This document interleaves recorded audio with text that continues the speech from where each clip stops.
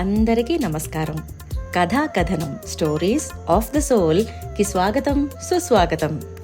కథ వింటే ఊహలకు రెక్కలు వస్తాయట. మరి మీకొస్తున్నాయో లేదో కమెంట్స్లో చెప్పండి. ఇవాళ నీలిరంగు నక్క కథ విందాం. ఒక అడవిలో మాయావి అని ఒక నక్క చాలా ఆకలితో ఉన్నది.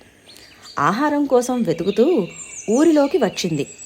మాయావిని చూసిన ఊరి జనాలు కర్రలు పట్టుకుని ఆ మాయావిని తరుముతూ ఉండగా మాయావి వారిని తప్పించుకోవడానికి ఒక పెద్ద బాణలోకి దూకింది. మెల్లిగా కాసేపు ఆగి బయట అరుపులన్నీ తగ్గగానే బయటికి వచ్చింది. ఎవరూ లేని సందు చూసుకుని అడవిదారి పట్టింది.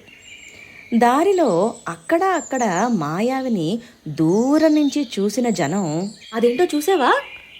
కొత్త జంతు. అవును, నేను కూడా చూశాను. ఇదేదో కొత్త జంతువులాగా ఉంది అని ఆశ్చర్యపోయారు. ఇదేంటి, వీళ్ళంతా నన్ను అలా చూస్తున్నారు అని అనుకుంటూ వెళుతుండగా కొంతసేపటికి తన శరీరమంతా నీలంగా నిగనిగలాడ్డం గమనించింది.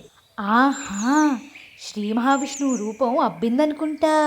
నా ఒళ్ళంతా నీలిరంగుతో మెరిసిపోతున్నది అని మురిసిపోతున్న మాయావికి ఒక ఉపాయం తట్టింది. మాయావి అడవిలోకి రాగా మిగిలిన జంతువులన్నీ ఆశ్చర్యంతో చూస్తున్నాయి. ఇది కనిపెట్టిన మాయావి, ఏమిటి మిత్రులారా ఆశ్చర్యంగా చూస్తున్నారు? మీకు ఒక విషయం చెప్పాలి. నిన్న రాత్రి ఒక దేవత కనిపించి నాకు ఈ నీలిరంగు ప్రసాదించింది. ఈ అడవికి రాజుగా ఉండమని ఆజ్ఞాపించింది. నేనే ఈ అడవికి రాజుని అని అనగానే పులి, సింహం, ఏనుగు ఒక్కటేమిటి జంతువులన్నీ కూడా మాట్లాడకుండా మాయావికి జేజేలు పలికి రాజుగా స్వీకరించాయి. రాజుగారికి రాజసత్కారాలన్నీ చేశాయి.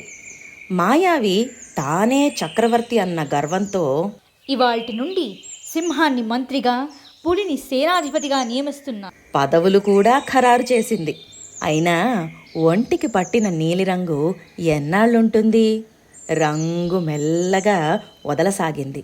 కొన్ని జంతువులు ఈ విషయాన్ని గమనించినా రాజుగారు అన్న గౌరవంతో కూడిన భయంతో ఏమీ మాట్లాడకుండా ఊరుకున్నాయి. ఒక నిండు పున్నమి రాత్రి వేళ ఆ చక్కటి చందమామను చూసి మాయావి ఆనందం పట్టలేక అని కూత పెట్టింది. చుట్టూ ఉన్న సింహం, పులి, మిగతా జంతువులన్నీ గుర్రున మాయావి వైపు కోపంగా చూసి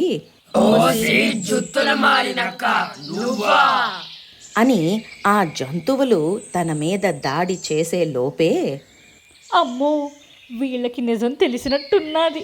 ఆ ఆలోచనతో గబుక్కున ఆ ఎత్తైన రాయ మీద నుండి అవతల వైపుకి దూకి తన ప్రాణాలు అరచేతిలో పెట్టుకుని పరుగు తీసింది.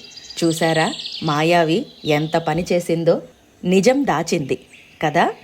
నిజం ఎప్పుడూ దాచలేము, అది ఎప్పటికైనా బయట పడుతుంది కదా.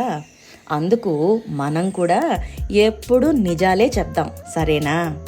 ఇంకా ఈ కథను కంచికి పంపించేసి మనం ఇంటికి వెళ్ళిపోదామా?